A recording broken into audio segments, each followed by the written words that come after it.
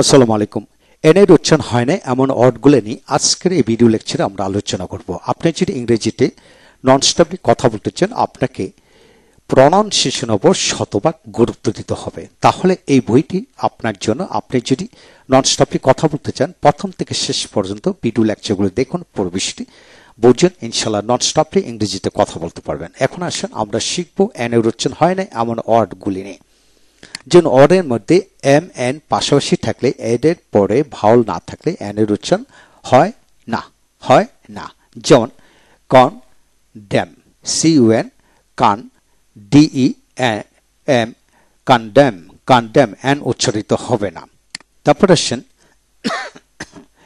কানট্যাম, CUN, কান TEM, কানট্যাম ঘৃণা করা। তারপর আসেন কলাম, COLUM, কলাম এনের উচ্চারণ হবে না। তারপরে আসেন SOLEM, সলাম। তারপর আসেন অটাম, হেমন্ত, হেমন্ত AUTUM, অটাম এন উচ্চারিত হবে না।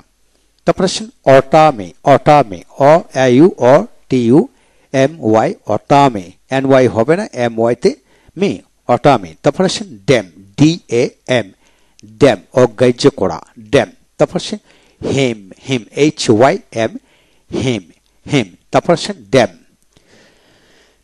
নিন্দা করা, ড্যাম DAM, নিন্দা করা।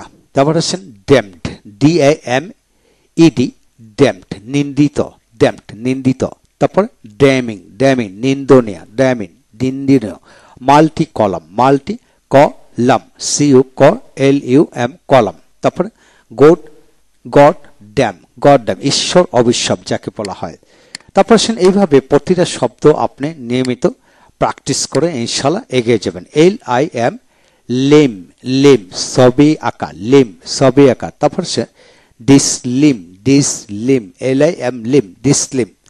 এইভাবে আপনি সন্তানকে প্রতিটা অ্যালফাবেটের উচ্চারণ হয় না এবং পুরো বইটি আপনি একের পরে ভিডিও লেকচারগুলো দেখুন, ইনশাআল্লাহ আপনার লাইফ চেঞ্জ হয়ে যাবে।